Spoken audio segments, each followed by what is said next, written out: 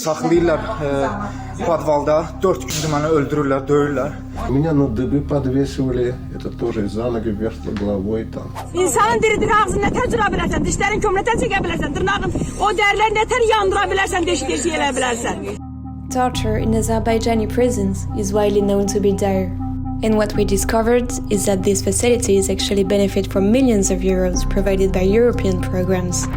You give money of European citizens to dictators. It's a corruption. A journalist at Abzas Media, some of the country's last independent voices, covered cases of torture in the country on numerous occasions. In November 2023, they were arrested. Editor-in-chief Sevinç Vakifkezi were abroad, but came back to Baku, well aware that she would probably be arrested. And indeed, that's what happened.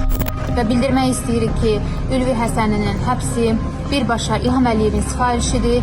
Today, they remain behind bars, potentially exposed to the very violence they denounced.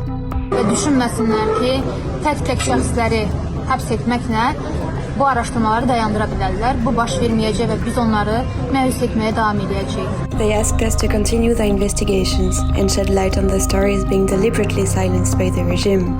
And that's what we did at Forbidden Stories, along with our partners from the Baku Connection project. Ill treatment has been reported in prisons, temporary detention facilities, and police stations throughout the whole country.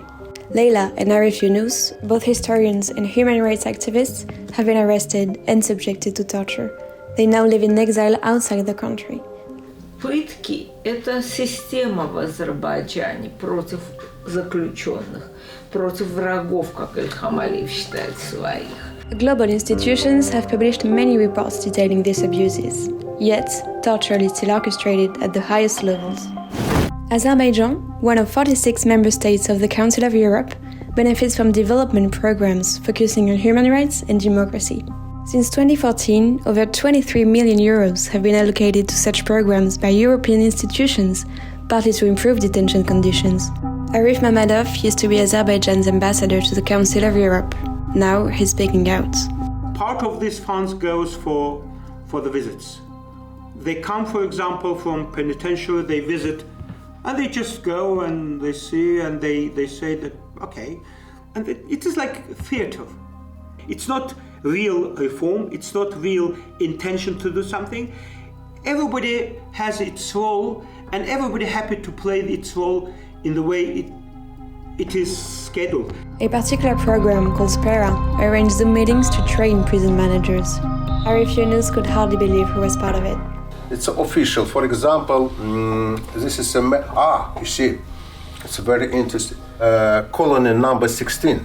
Many times we receive information from Azerbaijan about torture in this penal colony number 16.